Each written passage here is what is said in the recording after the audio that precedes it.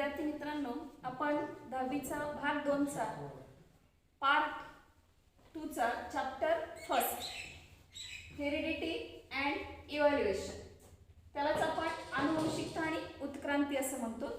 तर आनुवंशिकता आणि उत्क्रांती या पाठाविषयी आपल्याला माहिती घ्यायची. आपण याच्या अगोदर 9वी मध्ये अल्प प्रमाणामध्ये याची माहिती घेतलेली आहे.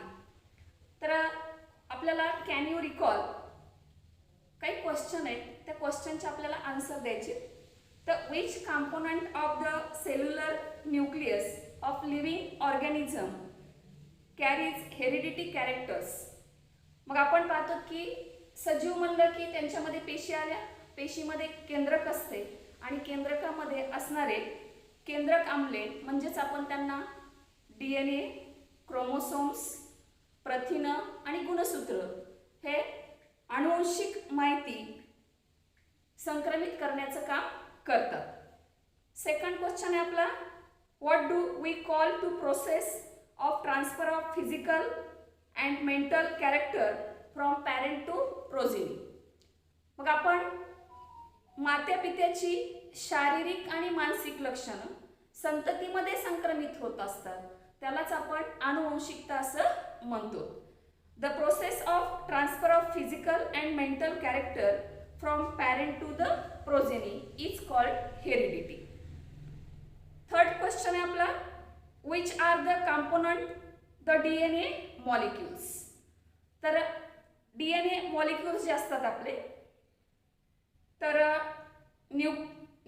molecules is made up of two helix strands consist of deoxyribose sugar, त्याचबरोबर phosphoric acid and nitrogen basis.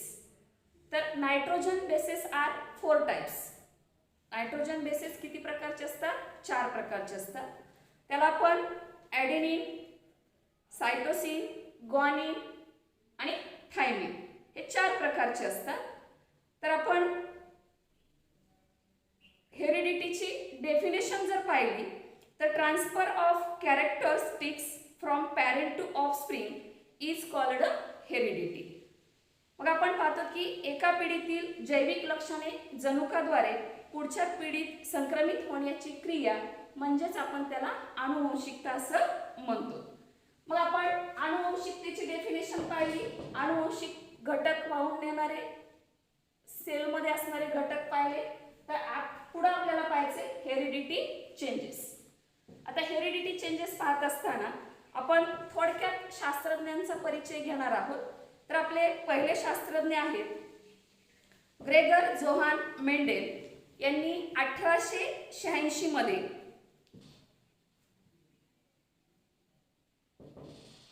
बराच कालावधी संशोधन करून आनुवंशिकतेबद्दलचे निष्कर्ष काढलेले आहेत.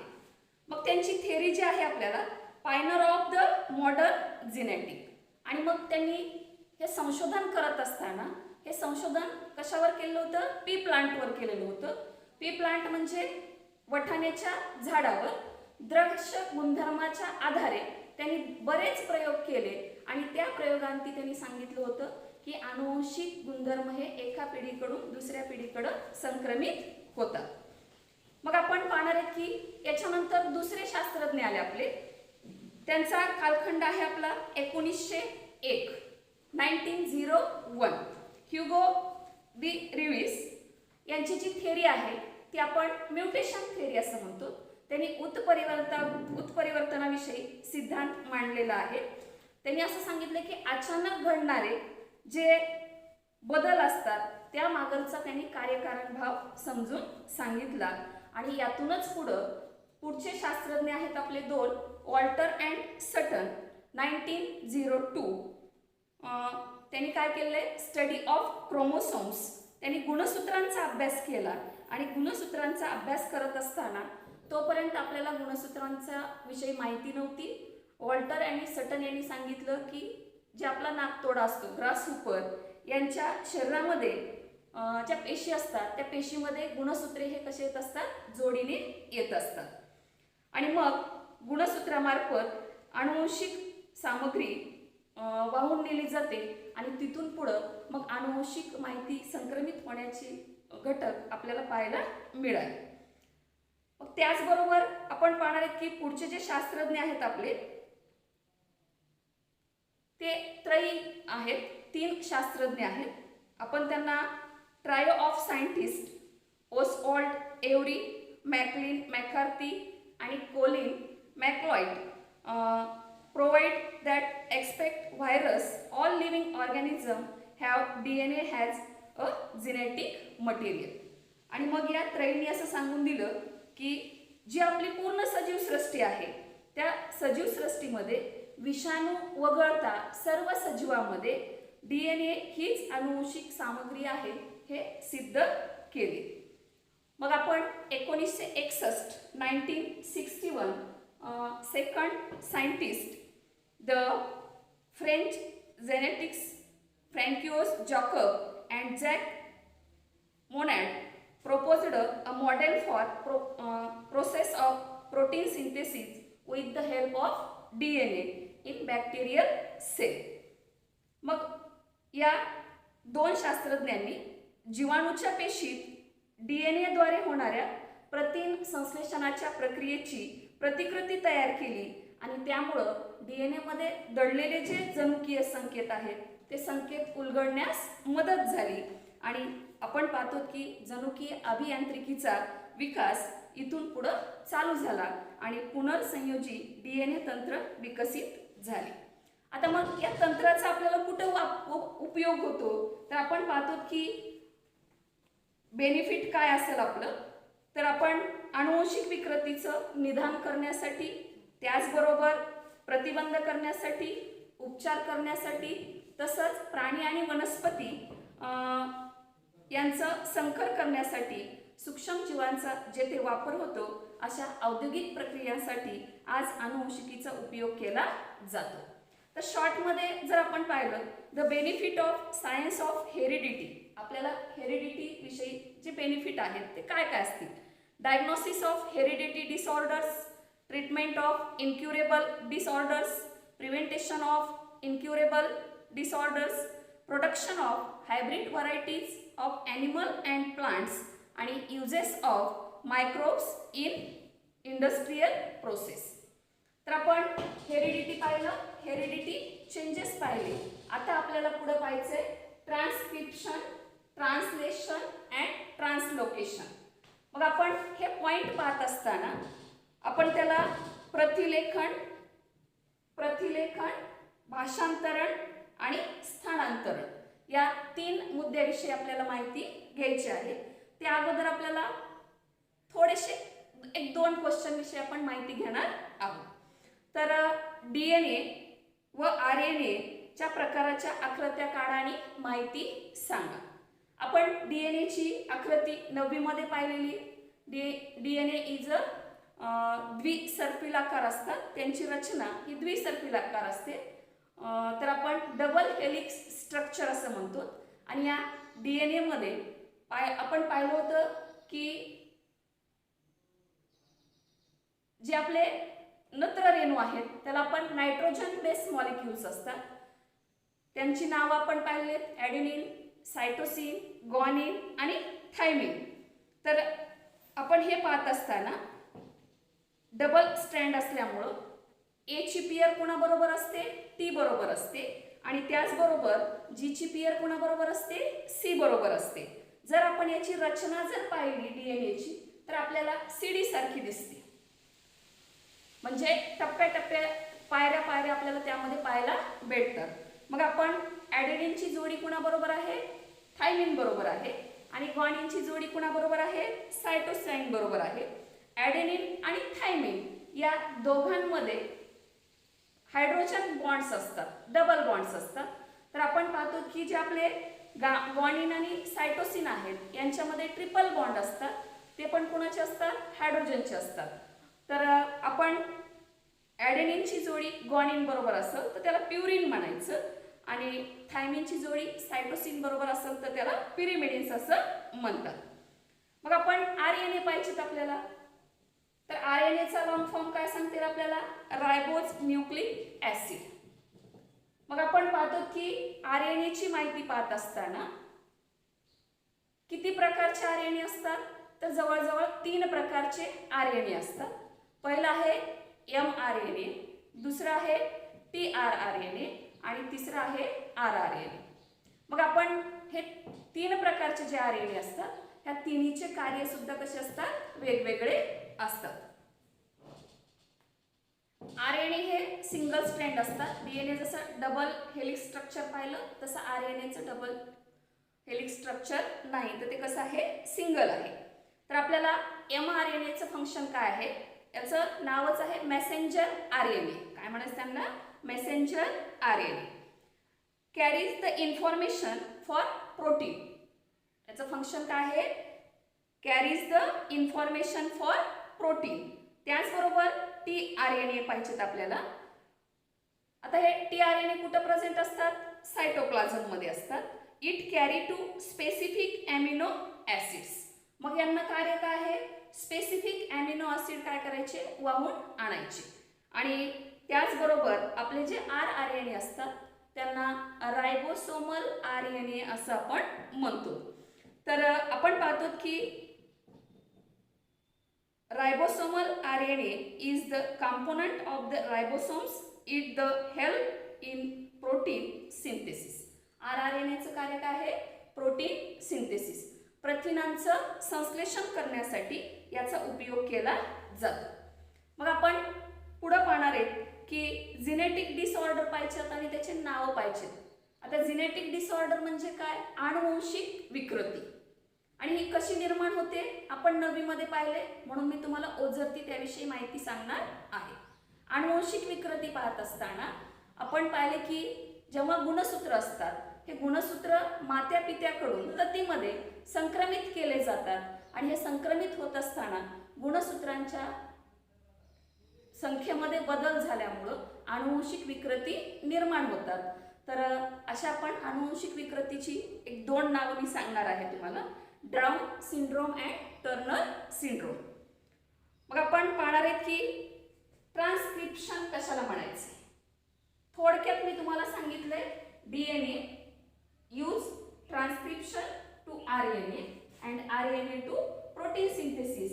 याला म्हणायचं आपण ट्रान्सलेशन. शॉर्ट मध्ये आपण याची माहिती घेतली तर आपण DNA मध्ये असलेले जनुके RNAच्या मदतीनं, बघा DNA मध्ये असलेले जनुके RNAच्या मदतीनं पेशींच्या कामकाजामध्ये भाग घेतात.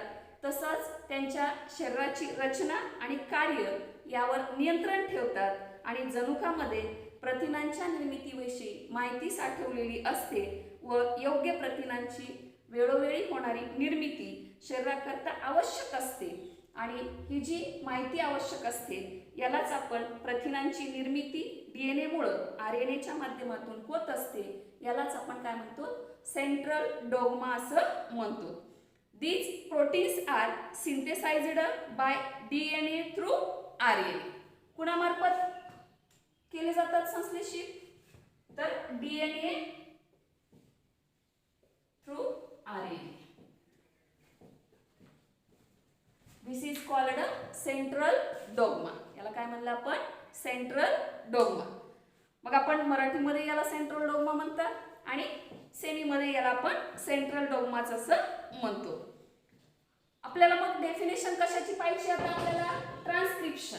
काय पाहिजे आपल्याला? ट्रान्सक्रिप्शन. आपण ट्रान्सक्रिप्शन कशाला म्हणणार आहे?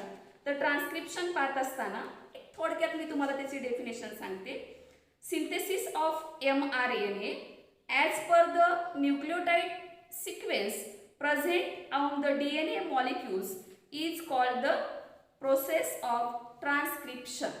काय म्हणलं आपण याला? Process of transcription. मग आपण ट्रान्सक्रिप्शन कशाला म्हणलं? लक्षात आलं का तुमच्या? DNA वरील जनुकांच्या साखळीनुसार mRNA ची निर्मिती होते आणि ही होत असताना DNAच्या 2 धाग्याऐवजी फक्त या कामी कोणता धागा वापरला जातो? mRNAचा एकच धागा म्हणजे mRNA रेणूतील आणि तो तयार करण्यासाठी वापरलेल्या DNAचा धागा या दोन्हीतील न्यूक्लियोटाइडचा क्रम एकमेकांना पूरक असतो. त्याचबरोबर DNAतील आपण पाहिलं की DNA मध्ये कोणकोणते घटक आहेत? ॲडेनिन, सायटोसिन, ग्वानिन, थायमिन. तर इथं थायमिनच्या ऐवजी RNA मध्ये कोणता घटक असतो? युरॅसिल असतो. आणि जेव्हा DNA पासून RNA संश्लेषित केले जातात किंवा सिंथेसिस केले जातात तेव्हा आपण पाहतो की त्या ठिकाणी थायमिनची जागा कोण घेत असतो? युरॅसिल घेत असतो. आणि युरॅसिलची जोडी कुणाबरोबर असते? तर आपण जर पाहिलं तर युरॅसिलची जोडी ही कुणाबरोबर असते? ॲडेनिन बरोबर असते. इथं युरॅसिल. हे कुठला क्रम पाहिला आपण? RNA मधला क्रम पाहिला. मग आपण पाहतो की युरॅसिल असतो तर RNA तयार करण्याच्या या प्रक्रियेलाच आपण प्रतिलेखन असं म्हणतात. यालाच काय म्हणायचं आपण? प्रतिलेखन असं म्हणतो. त्याचबरोबर आपल्याला पुढे पाहायचे की पुढचा घटक जो आहे आपला ट्रान्सलेशन. ट्रान्सलेशन कशाला म्हणतात? तर ट्रान्सलेशन पाहायच्या अगोदर आपल्याला थोडीशी माहिती घ्यायची. आता कोणती माहिती घ्यायची आपल्याला आपण पाहणार आहेत? तर पेशी केंद्रकामध्ये तयार झालेले mRNA कुठे येतात? पेशीद्रव्यामध्ये येतात. आणि पेशीद्रव्यामध्ये येत असताना ते काय करतात? सांकेतिक स्वरूपामध्ये माहिती घेऊन येत असतात. आणि हे जे संदेश आहेत हे ॲमिनो आम्लाकरिता संकेत असतात.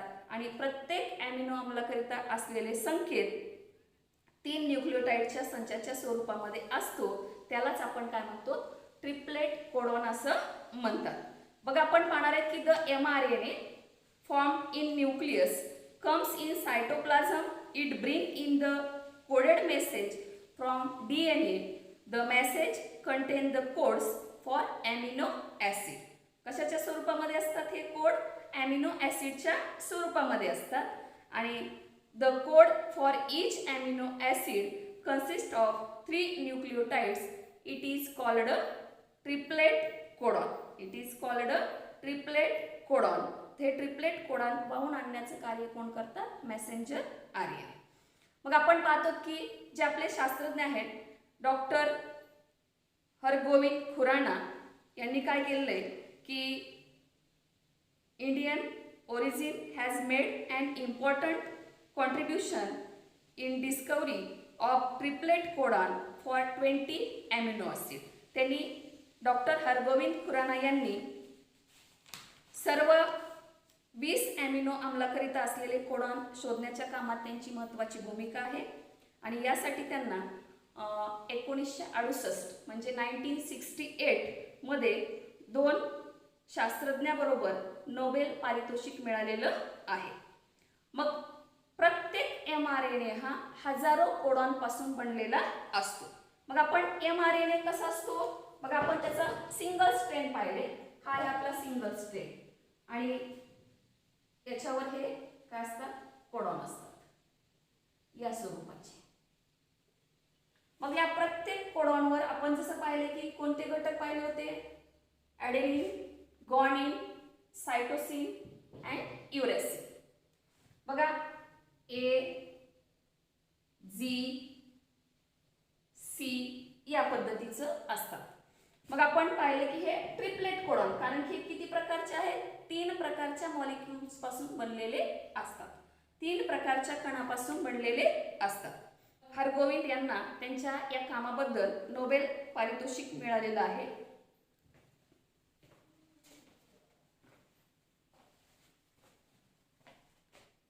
आणि मग आपण हे जे ट्रिपलेट कोडॉन असतात आता आपण each mRNA is made up of thousands of triplet codons.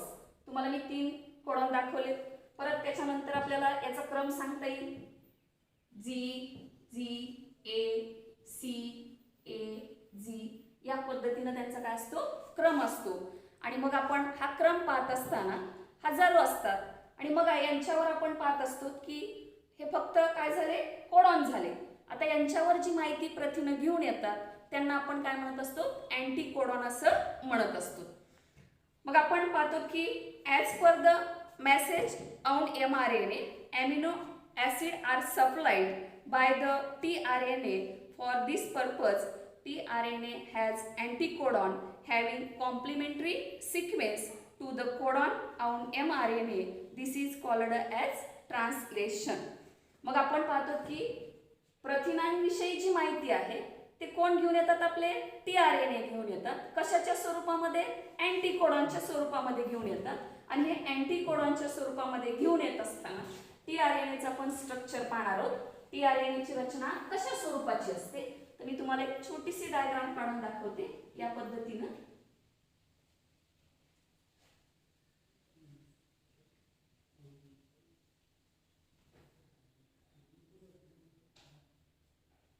या स्वरूपात आपण पाहतो की हे जे अँटीकोडॉन असतात यू जे जी अँड ए या स्वरूपामध्ये हे टीआरएनए काय करतात, माहिती कुणाची माहिती, प्रथिनांची, प्रोटीन घेऊन येण्याचं कार्य करतात. आणि हे ज्या ठिकाणी इथं ए आहे आपलं, इथं यू, या पद्धतीनं हे काय केले जातात, कम्पेअर केले जातात. आणि जे प्रोटीन्स असतात ते प्रोटीन काय केले जातात, सिंथेसाइज केले जातात. आता यांचा कॉम्प्लिमेंटरी कसा स्ट्रक्चर असतो. मग ट्रान्सलेशन कशाला म्हणायचं आपल्याला, की जेव्हा आपण पाहतो की प्रत्येक एमआरएनए हा हजारो कोडांचा बनलेला असतो आणि त्यावरील संदेशानुसार प्रथिनं तयार करण्यासाठी लागणारे अॅमिनो आम्ले कोण घेऊन येत असतात, टीआरएनए घेऊन येत असतात. आणि त्यांना आपण टीआरएनएच्या प्रथिनांची माहिती घेऊन येत असताना त्याला अँटीकोडॉन असं आपण म्हणतो. आणि या क्रियेलाच आपण भाषांतरण असं म्हणतो. आणि हे भाषांतरण पाहत असताना हे यानं एक काय आणलं, प्रथिन आणलं, परत दुसरा एक टीआरएनए आला, त्यानं एक प्रथिन घेऊन आला, परत दुसरा एक टीआरएनए त्यानं आणखी एक प्रथिन घेऊन आला.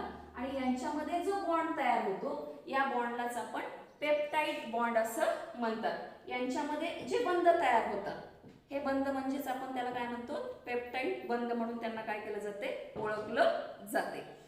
मग आपण पाहतो की अॅमिनो आम्लाची पेप्टाइड बंधाने श्रृंखला तयार करण्याचे काम आरएनए करतो. आणि या दरम्यान रायबोझोम्स एमआरएनएच्या एका टोकाकडून दुसऱ्या टोकाकडे एक एक ट्रिपलेट कोडांच्या अंतराने सरकत जातो. आणि या क्रियेलाच आपण काय म्हणतो, स्थानांतरण असं म्हणतो. मग आपण पाहतो की काय डेफिनेशन असेल आपली, ट्रान्सलोकेशनची डेफिनेशन पाहिजे आपल्याला. तर कशाची, ट्रान्सलोकेशन. मग ट्रान्सलोकेशनची डेफिनेशन पाहत असताना the ribosomes keeps on moving from one end of mRNA to other end by the distance of one triplet codon. This is called translocation. मग आपण पाहतो की ह्यांची काय असते, चेन असते. आणि such many chains come together to form complex protein. These proteins control various functions in the body of living organism as their afference to. आणि आपल्या शरीराच्या गरजेनुसार प्रथिनांची एक यांची श्रृंखलाच तयार होत असते. आणि ही तयार झालेली जी श्रृंखला असते ती गुंतागुंतीच्या स्वरूपाची असते. आणि आपण जसं यांच्यामध्ये पेप्टाइड बॉन्ड पाहिलं होतं त्याच पद्धतीने यांच्यामध्ये बंध तयार होतात आणि आनुवंशिक माहितीसाठी यांचा वापर केला जातो. मग आपण पाहणार की पुढचं आपल्याला ट्रान्सक्रिप्शन, ट्रान्सलेशन आणि ट्रान्सलोकेशन इथपर्यंत लक्षात आलं असेल. तर आपण पुढचा घटक पाहणार आहे म्युटेशन. काय पाहायचं आपल्याला, म्युटेशन. मग आपण म्युटेशन पाहत असताना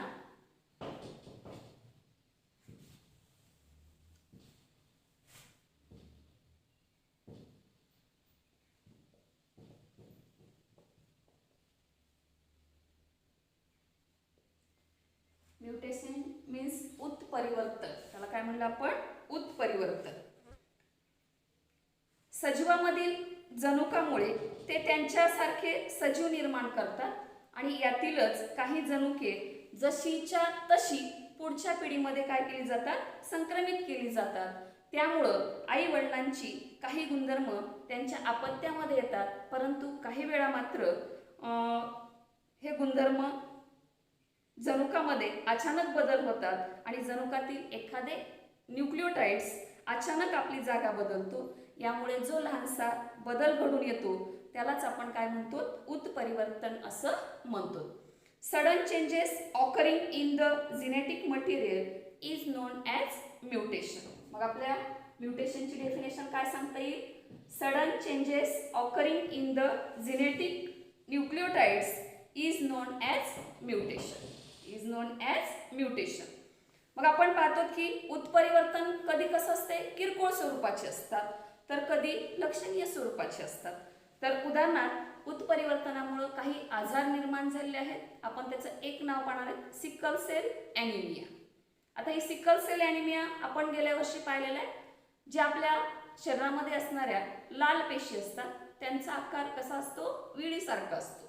आपला जो विळा असतो कर्व आकाराचा, त्या स्वरूपाची आपल्या लाल पेशींची रचना तयार होते, म्हणून त्याला सिकल सेल ॲनिमिया असं म्हणतात. Some mutation may be minor may be but some may be considerable. Example आपण पाहणार आहे, mutation may causes the genetic disorder like sickle cell anaemia. This is a everlasting process and it is one of the proof for Darwin's theory of natural selection. मग उत्परिवर्तनामुळे sickle cell anaemia सारखे जनुकीय विकृती निर्माण होतात आणि ही सातत्याने चालणारी अखंड प्रक्रिया आहे आणि ती डार्विनच्या नैसर्गिक निवडीच्या सिद्धांताचं समर्थन करते. तर उद्याच्या तासाला आपण उत्क्रांती या पाठ्यघटकाविषयी माहिती घेणार आहोत. तर आज आपण इथं थांबणार आहोत.